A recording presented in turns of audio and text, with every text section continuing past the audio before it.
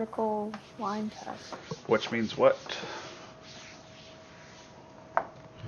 What does it mean if it doesn't pass the vertical line test? They're not a function? That is correct, Mr. Brennan. Good job. They are not functions if they are sideways. So we don't analyze them in Algebra 2 because in Algebra 2 you're analyzing functions. And you're doing f of x, g of x, et cetera, et cetera. So we don't have those.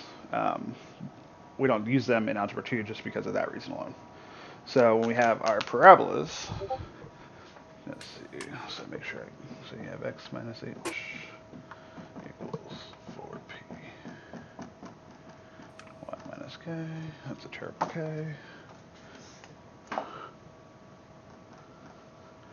So you have your vertical and your horizontal. X minus h equals, make sure I get this one right. I always mess this one up and put the 4p over there. If I'm not mistaken, make sure I get that right. Yes, okay. So when we talk about that, the vertical one is very much like we're used to seeing. So a vertical parabola will have x squared. So that's why the x minus h is squared. For a horizontal one, however, the y will be squared. So basically you switch the squareds and switch the 4p, which we'll go over what the p value is here in just a second. That is the difference between the vertical and the horizontal. I hit go live. It should be working. Is Twitch working for everybody else? Yep. Yep. Yeah. Just refresh the page then, Maddie. That's probably what it is. If it delays like that and it doesn't refresh, it'll be crappy sometimes. Too late, Abby. I just took attendance and marked you absent. Sorry.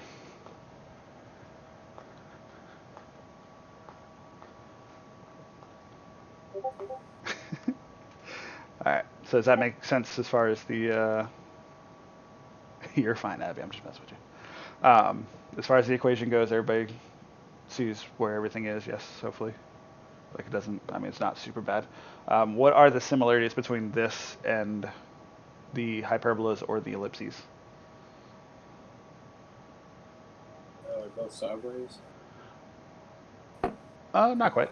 So we want a commonality between all three of them, between the hyperbolas, the ellipses, circles they too all as well. have the HK center. Right. So we don't really call the on a vertex, just like on the hyperbolas, we don't call them centers really, but I still call them a center, so I get what you're saying. In a parabola, we have it that is a vertex instead of being a center, but they all have that commonality of the h and k. Very good. The p-value has a couple uses. So if p is greater than 0, we have an up or a right parabola.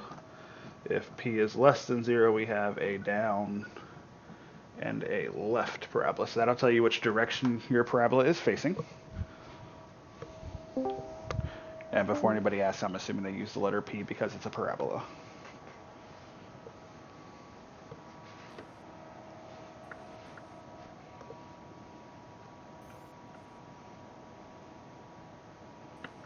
What do you mean by up, right, down, left? Wouldn't it be up, down, and then left and right?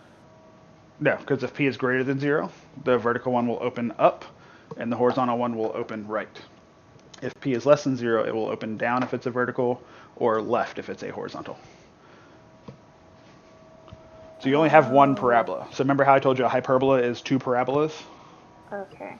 So a hyperbola, on a parabola, you only have one. So it either opens up or right. So I guess instead of putting a comma, I'll put or. Maybe that'll help not be ambiguous.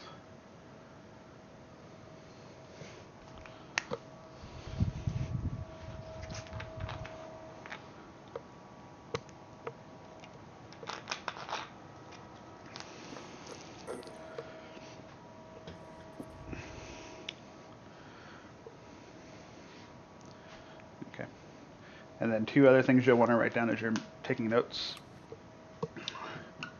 We have a focus and a directrix with our parabola. So those are going to be the two pieces of information that we're looking for. So there's no We're not looking for like there's no A and B values and stuff like that like there was.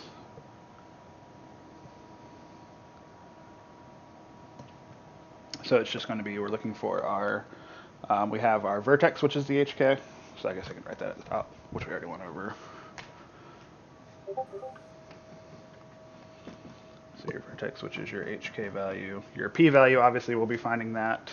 And then we're going to find the focus and the directrix. For the focus, when I talk about that, I call it a point inside the parabola.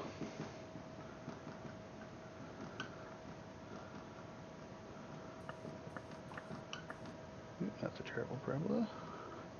And a directrix is the line outside the parabola. We'll talk exactly about what that means and exactly how to find them in just a second. It'll be easier, in my opinion, with an example.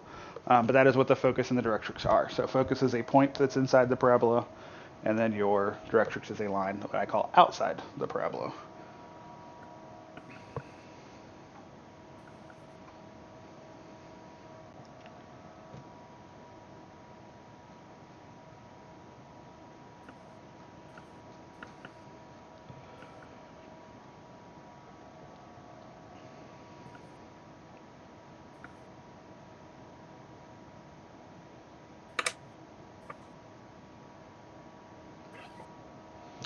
Okay, instead of doing their problems, I'll do some homework problems for you guys. So skip the book problems.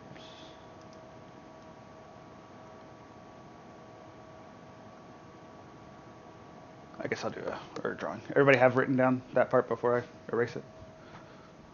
Yes. Okay.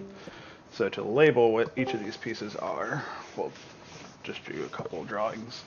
That way you know where the focus and the directrix are. Okay, so one. You have an upwards facing parabola. So where would my, if I have an upwards facing parabola, so the one I have drawn on the board, where would my focus be in relation to the picture? In like the center, or like inside. So very well, making sure. So we'll call this the vertex. So we can say things in relation to the vertex. Where would the focus be in relation to the vertex? Above it, slightly. Okay, so yes. So we don't necessarily know how far above it, but it will be above it.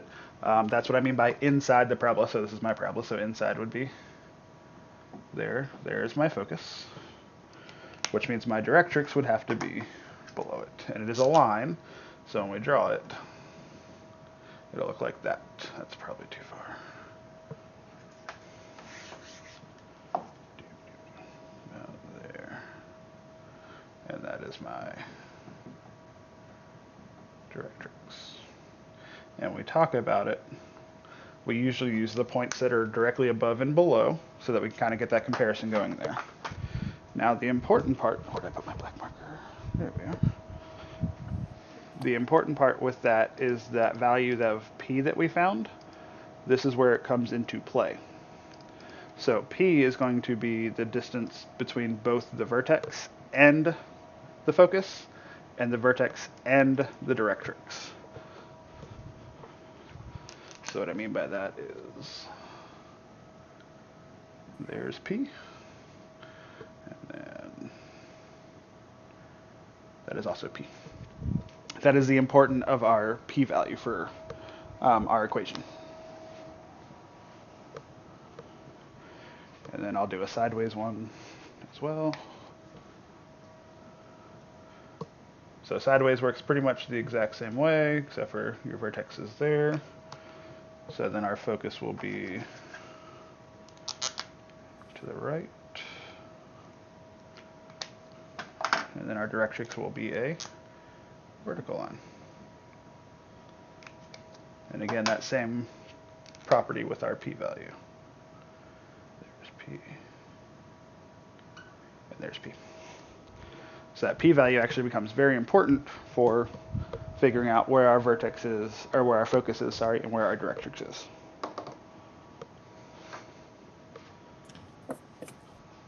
Hopefully that makes sense and everybody can read what I have written on the board.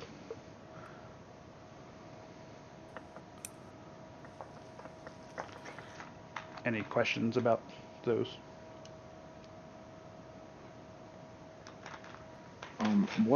Why do we have a directrix? Like, why is it? What we use the directrix for is if I draw. Here, I'll kind of show you. This one I can actually explain. It's easy to show. I draw the picture bigger though. So if I have that, and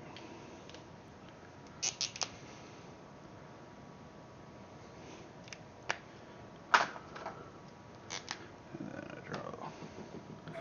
What actually ends up happening with our focus and directrix, if I draw any line from my focus to my parabola, and then from my parabola down to my directrix, even though this case is very, very wrong, these values will be the same. So if this is like 5, that's 5.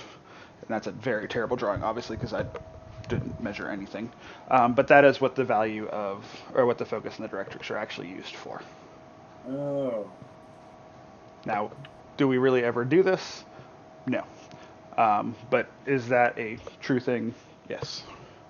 The other thing that you can also do with it is if I draw like this and this would be like 4, and this would also be like 4.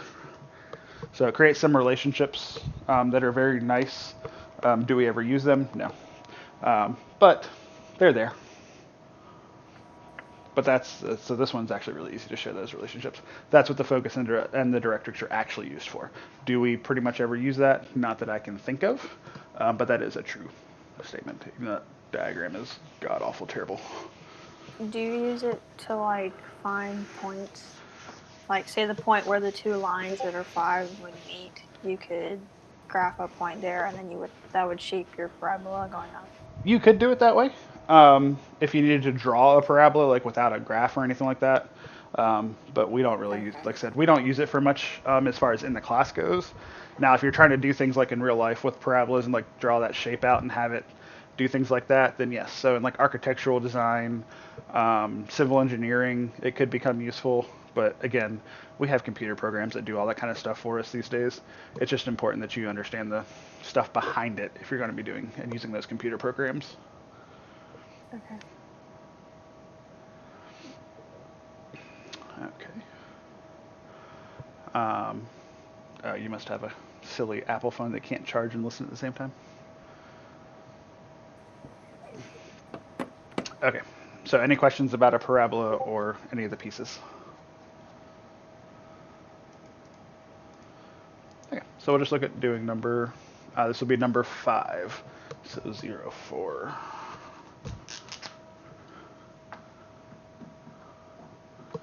And y equals -4. So number 4 gives us that the focus is at 0, 4, or sorry, number 5 is at 0, 4, and the directrix is y equals -4. So especially on these first few, stuff like this, what I would suggest doing is kind of drawing a sketch of what that looks like. So it'll really help us out a little bit. So 0, 4 would be like there. And what kind of line is y equals -4?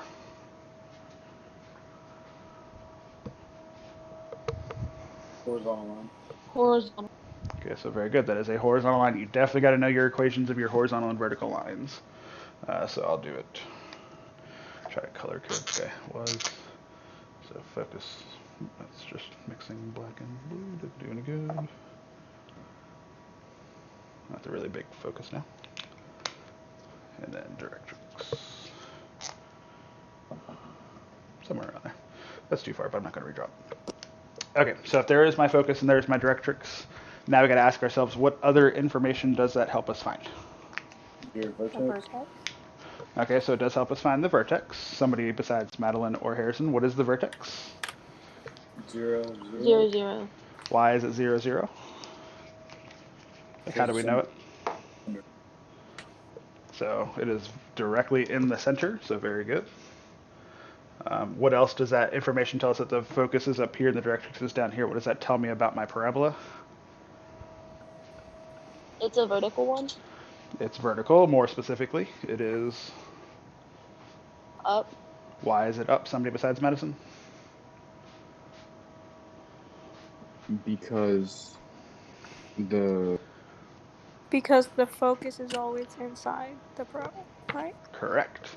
So the focus will be inside, so the blue dot in our case will be inside the parabola, and is what I call it, and it will move away from the directrix. So I That's know my blue. parabola is going to open. Yes, that's blue. Does it not show up blue at all? I can kind of tell. I'll try to get some more vibrant markers. You guys can't tell that that bottom line is red either, can you? No, definitely. Now that you said it, it maybe kind a of looks little. brown now that I'm really looking at it. I will see if I can get some more vibrant markers. I've been doing like almost everything in color coding, by the way. Oh. Yeah, I can't see it. Since I've been doing, since we've been doing this, like the ellipses and everything, I was color coding everything, and I didn't realize you guys couldn't see the colors like at Only all. time I notice is when the marker is obviously different because it's dimmer. That's really funny. So I've been doing color coding for nothing. Great. I thought everything was black. I was wondering why you were switching markers so often. I was like, they're all the same color. What is he doing? I was color coding it. That's funny. Okay, so I'll just continue to do everything in black. So I'll find more vibrant colors and see if that'll work for us. So yes, it has to open up because our focus is in the middle of our parabola.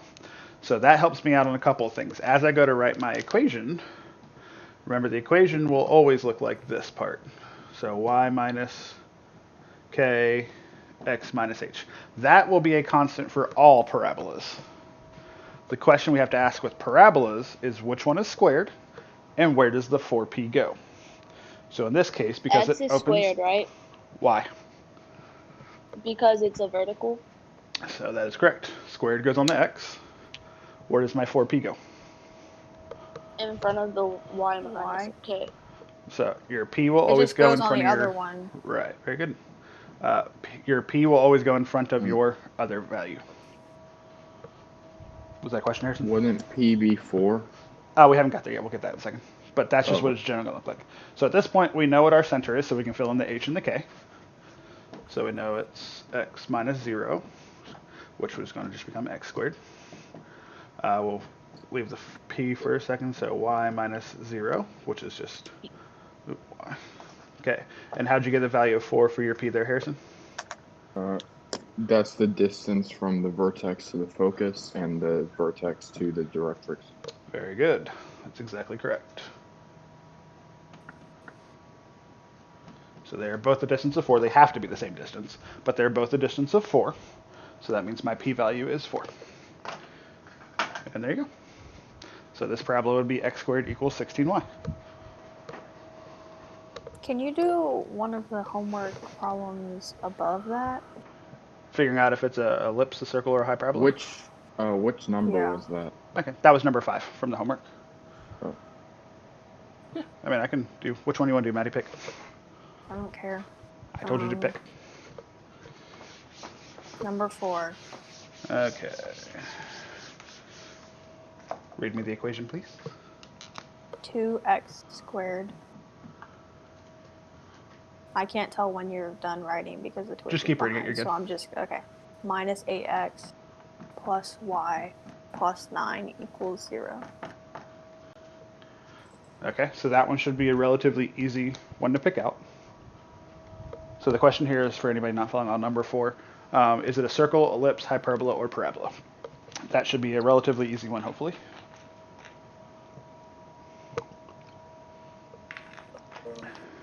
Anybody want to take a stab at it? Is it I a mean, there's a reason I asked you to do it. I know, but... Anybody want to take a reasonable guess? I mean, you have a 25% chance if you just randomly guess at one. Hyperbola. Why do you think it's a hyperbola, Kason? I don't know. I was guessing. Okay, well, your guess was wrong, sir. Well, it's It's not a a circle. circle. How about circle? It's not a circle Why is it not a circle? because it doesn't have y squared. Then it's an eclipse. So it's not a circle. Madison says it's an ellipse. Do we agree with Madison?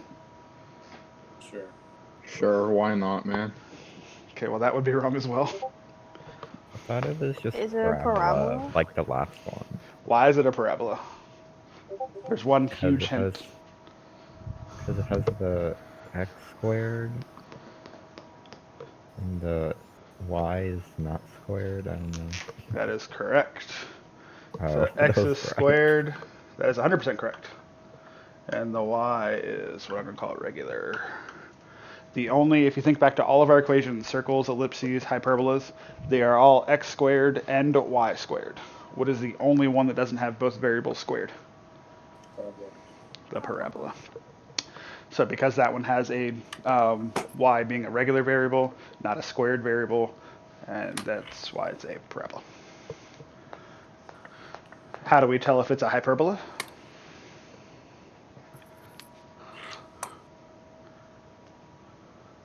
It has a subtraction, like when you factor it out and make it. Okay, well, even without factoring out, if it's not, you don't necessarily have to. So one of your variables will be, both of them will be squared, so that has to be true. But one of them will be subtracting, so one will be negative. That'll tell you it's a Okay. hyperbola. That's the main difference between a hyperbola and the ellipse and a circle. Then the other question is, what's the difference between an ellipse and a circle?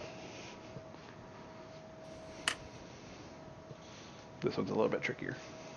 An eclipse, isn't it like divided, not divided, but divided by A and B? So what does that mean that's different than a circle? I don't know. That so when you move the constant over, It's gonna be equal to it's 1. you have to. It's not going to divide evenly into the. Do you understand what I'm saying? I do. Okay. However, that all of what you're saying is not necessarily really wrong, but not correct. Because if you take a circle, just take a basic circle, and let's just say it equals 100. So that's a basic equation of a circle. There's no a and b, which we're talking about. What happens if I do this? Now I have an a and a b, and I get x squared over 100 plus y squared over 100. That looks now like an equation of an ellipse. So how do I know that's a circle, not an ellipse? A and B are the same. There you go. The only difference between a circle and an ellipse is the fact that a and b will be the same in a circle. Because remember, when you talk about an ellipse, that's a and that's b. If it's a and b are equal, and I know this stream's lagging a little bit, but a and b, if they're equal, then you get a circle. If a and b are not equal, then you get an ellipse. That's the difference.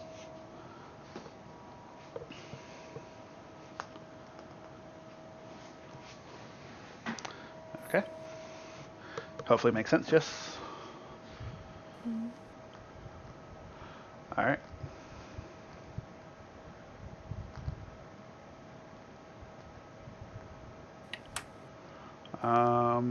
We'll do.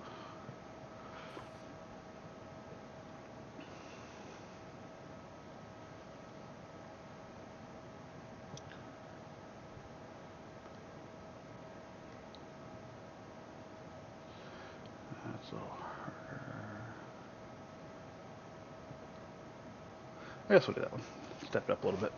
So we'll do number 10.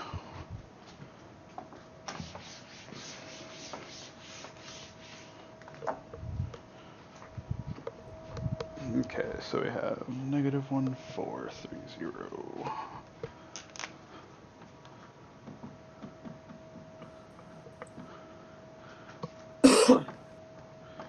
And it was parallel to the y-axis. Yes. Okay. So again, I would definitely suggest starting drawing some of these. So negative 1, 4. Now we don't know where our directrix is, but we are told it is parallel to the y-axis. That's going to be a vertical line. I don't need to change colors on while I'm doing that. And we do know that 3, 0 is on our parabola. They gave us that information. So I'm going to put that there. So there's my vertex, and there's a point on my parabola. So what does that tell us about our parabola?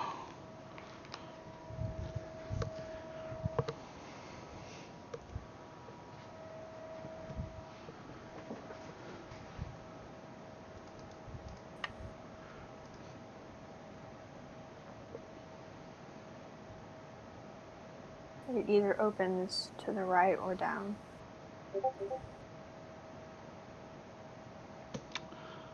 If our directrix is parallel to the y-axis, that'll specify which one Oh. that is. Wait. Wait, wouldn't the -1 be like closer? It's all irrelevant. It's just a sketch of the thing, sweetie. If So you it want to, opens It's gonna open down. to the right. so we'll have to open to the right because if my directrix is vertical, my directrix couldn't be anywhere in here. It has to be to the left of that point on it. So that means my parabola will do something like that, and my directrix will be there.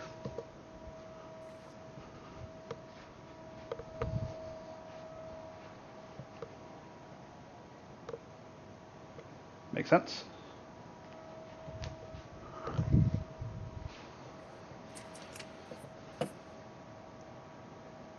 Does that make sense for everybody, hopefully? Yes? Okay. So a couple of things we can go ahead and start doing. We can start writing our equation. So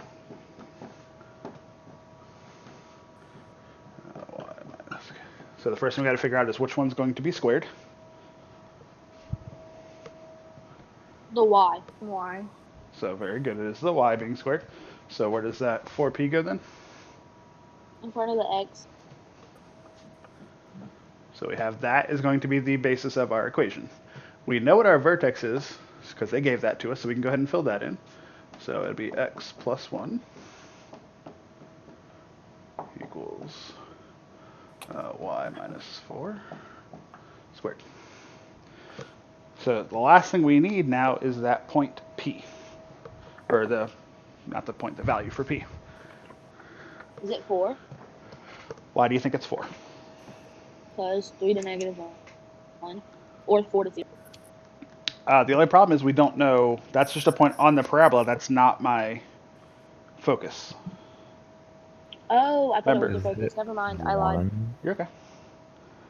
How did you get 1, Kelvin?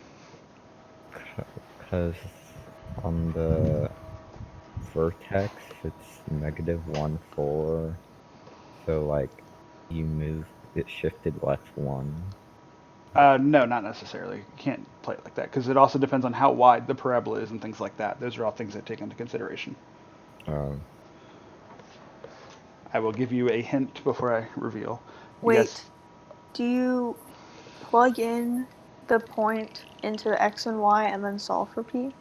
Yes, ma'am. Very good. Yay. You were all overthinking it. They gave you an X and a Y. You need the P value. You have 3 variables, P, X, and Y. If you know 2 of them, you can solve for the third one. So we plug the 3 and the 0 in for X and Y and then solve for P. That is going to be by far the easiest way of doing this. And as far as I know, the only way off the top of my head of doing it. So 4P, X is 3 plus 1 equals 0 minus 4 squared. And then so you get 4p times 4 equals 16. So Kelvin was actually right. P equals 1. Good job, Calvin. Your intuition. Paid off for you, buddy. Okay, now we do. Yeah. You do have to be extremely careful with something. Namely the fact, is P positive or is P negative? Positive. Why is it positive? Isn't it always positive? No. Yeah. No. P can be negative. Remember, I went over this at the beginning. What happens if P is negative?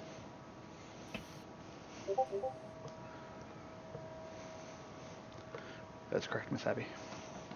So remember, the p-value determines which way your parabola faces. This parabola faces to the right, so my p-value should be positive. If I was doing this and my parabola was facing the left, my p-value should have been negative. Remember, it's not just about doing the math. I keep trying to tell you guys. Analyze. Does that make sense? Should I have a positive p-value? And the answer is yes, I should have a positive p-value because it opens to the right.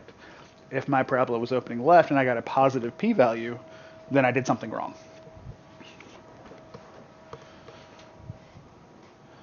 Okay, and then you put your 1 back in so you get your equation and you're done.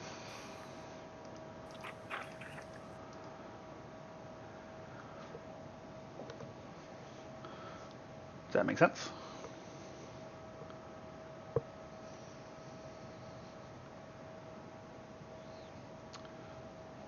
Gonna assume by this silence that means yes. Yes. Yes. So you just put the 1 back in, Abby. So your answer would be so 4x plus 1 equals y minus 4 squared.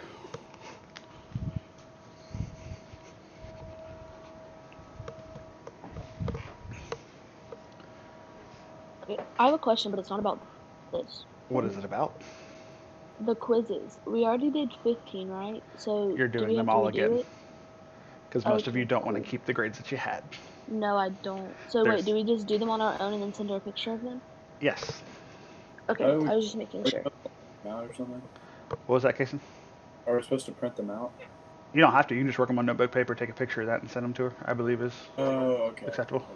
Now, if you want to print them out and have that, then that's up to you. Okay. That's But yeah, I figured most of you did not want to keep your grades, so I told her that you should probably just redo them all. Okay. So you're welcome. Thank you, O'Donnell. All right. Gracias. What? What? What did you say about grades? I assumed most of you did not want to keep the grades you had for the quizzes we've already taken. Oh, So I told Miss Bedford it'd probably be better than for me to go back to the Bay High and get them and bring them to her, et cetera, and do all that, that you should just take them over again and resubmit them. okay. Okay. Any other questions about Parabolas? No. Are we gonna keep working on this lesson tomorrow, or are we gonna be moving on to something else? Well, you should work the homework problems in this section tonight and look at them, at least try to do a couple of different ones. And then I will answer questions on 18 tomorrow. So we'll kind of keep a 2-day lesson, and that'll give us Wednesday, Thursday, and Friday to review. And I can answer questions from any of the homework assignments, going over things, et cetera, before your test on Monday. Don't we have a lesson 19? I don't think 19's in this section. No. Not unless I'm crazy. Yay! Let me double check just to make sure. Hold on. But I'm pretty sure it's ending at this section. Because we have 15, 16, 17, 18. If I'm not mistaken, in this section.